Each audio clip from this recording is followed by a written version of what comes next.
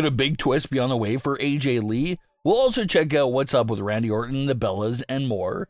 Starting things off with Randy Orton, because there's a lot of confusion going on right now about his status. Randy Orton has not been seen on WWE television at all since October 3rd. He returned to have a quick feud with Drew McIntyre while Cody Rhodes was away, but as soon as Cody was back, regularly appearing on television, Randy disappeared. And fans have been wondering, when's the next time we'll see Randy Orton, and when he could pop up again? Like we went over recently, Randy Orton did come back from a vacation just a few days back, but still no solid word about him returning to television. The only piece of new information that people are now going by is an advertisement for the December 5th edition of Smackdown that is still promoting Randy Orton to appear at the event. So, if that advertisement is true, then Randy's return could potentially be just around 2 weeks away. And it's even possible that he could make a surprise return before that December 5th advertised date as well. It's very unlikely that WWE just spoils Randy's return like that weeks in advance, though, through a standard SmackDown promotion.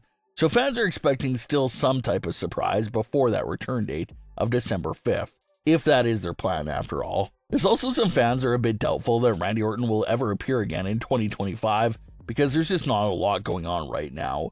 Cody Rhodes and Drew McIntyre are expected to continue their feud for the WWE title past Survivor Series. So the entire main event scene on SmackDown is a bit occupied right now with that feud between Cody and Drew. Not much room at all for Randy Orton to squeeze into there. Also in the month of December, you have the Last Time Is Now tournament and John Cena's final match, taking up nearly half the month. So again, maybe they'll hold off on Randy's return in order to fully focus on wrapping up John Cena's career. So that's why people are wondering if Randy Orton could be out until 2026, because there's not much for him to do at the moment, and so much other things are still going on.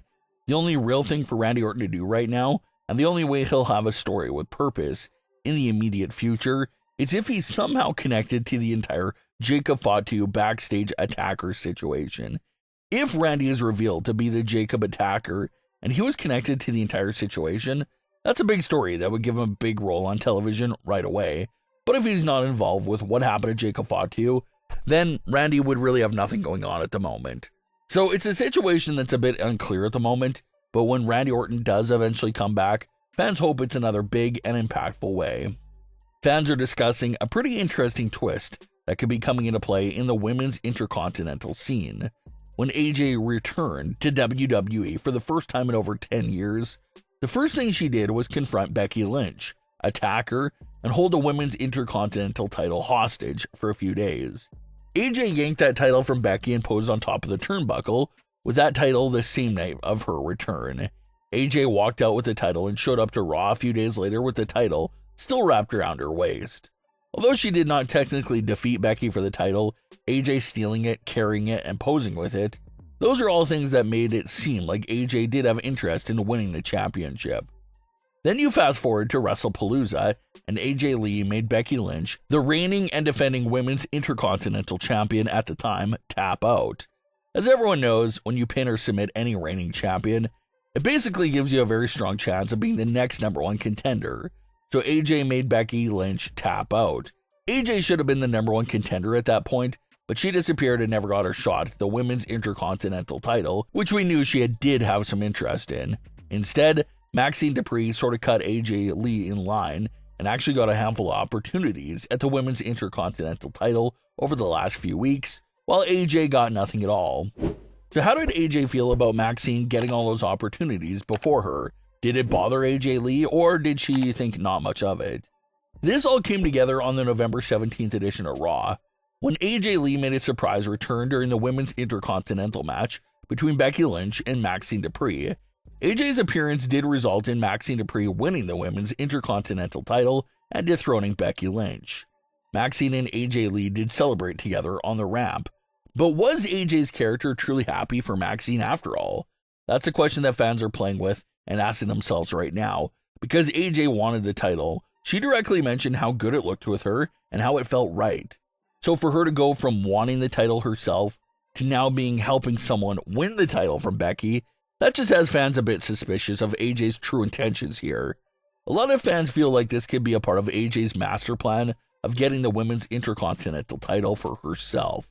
Despite returning in September, AJ is yet to compete in a singles match. It's been well over 10 years since AJ's last singles match. So, from a WWE creative point of view, maybe they feel like it'll be unrealistic for AJ to come off the couch and just defeat someone like Becky Lynch, who's been on top of her game over those 10 years that AJ was away. But if AJ helped Maxxine Dupri win the title, stands by Maxxine for a bit, makes Maxxine feel comfortable, but then manipulates her and betrays her, maybe that's how AJ could get the Intercontinental title after all. Maybe AJ's doing the same thing that Becky originally did with Maxxine. Maybe AJ's underestimating Maxxine and thinks she could easily take the title away from Maxxine whenever she decides to strike. And at that point, maybe Maxxine could survive against a heel AJ Lee, or maybe AJ does take the title from Maxxine after all. But the idea of AJ Lee betraying Maxxine Dupri is something fans are really diving into right now, because it is strange how AJ went from showing extreme interest in the women's Intercontinental title to apparently not really caring for it and helping someone else win it.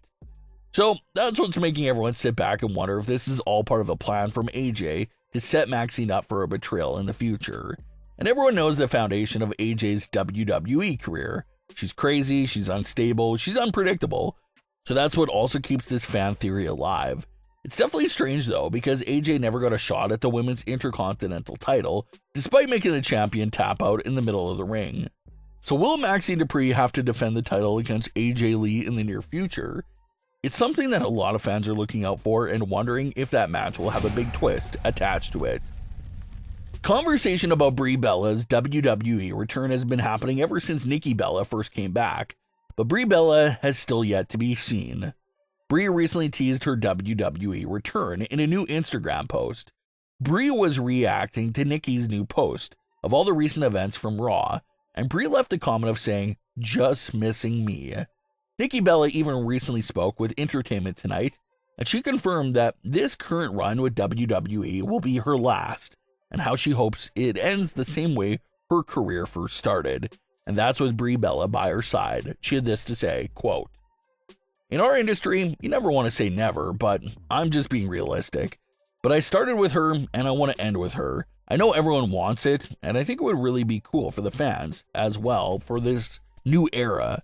And especially when you turn me heel. I mean, I'm only super bad when I got sidekicks. It's hard, and I hope I at least get to end it with her," end quote. So Brie wants it, Nikki wants it. It looks like they're just waiting for WWE themselves to put everything together and make it happen. And hopefully Brie eventually does make a return. Hopefully they can have a run going after the tag team titles, and that'll be a fitting ending for the Bellas. But what are your thoughts on today's stories? Leave your comments below. Don't forget to subscribe with all notifications on, and leave a like if you enjoyed. Thanks for watching, guys.